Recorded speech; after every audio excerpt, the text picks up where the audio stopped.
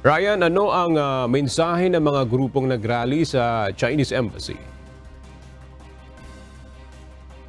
Aga nais nilang iprotesta sa China ngayong araw, natigilan na itong ginagawa nilang agresyon laban sa ating mga kababayang Pilipino na nandyan sa West Philippine Sea at laban sa Pilipinas.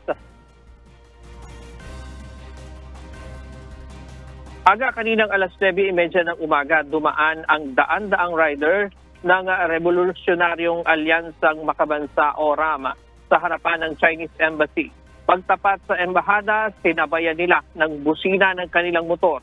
Ito ay bilang protesta laban sa China sa ginagawa nilang agresyon sa mga Pilipino sa West Philippine Sea. Ayon sa presidente ng RAM, nais nilang ipaabot sa embahada at sa presidente ng China na tigilan na ang ginagawa nilang panggigipit laban sa mga Pilipino, lalo na't matagal ng kaibigan ng Pilipinas ang China at marami sa ating mga Pilipino ay may dugong Chinese. Kaya na sa ngalan ng kapatiran o brotherhood, umaapila sila sa China. Paraan din umano ito,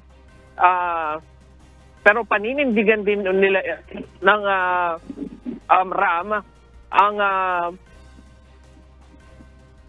ang pagtatanggol laban sa ating mga karapatan sa West Philippine Sea. Sinabi pa ng RAM na nakahanda sila na maging bahagi ng reservist ng ating sandataang lakas. Bukod sa Chinese Embassy, aga nagtungo din ang RAM riders sa EDSA Shrine at nagtapos ang kanilang rides sa may monumento sa bahagi ng Caloocan.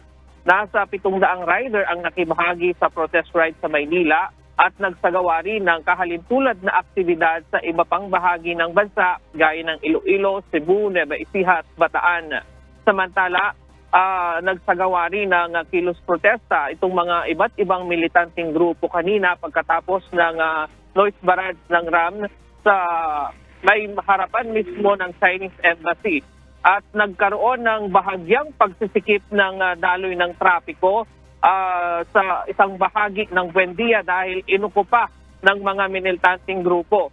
Kaya na-traffic ang ilang mga motorista labas ng EDSA. Pero kanina ay nag-disperse na rin agad itong mga militante at nagtagal lamang sila doon ng halos 30 minuto. Yan muna ang latest mula dito sa Pasay. Balik sa iyo, Aga. Maraming salamat, Ryan Lacanlale.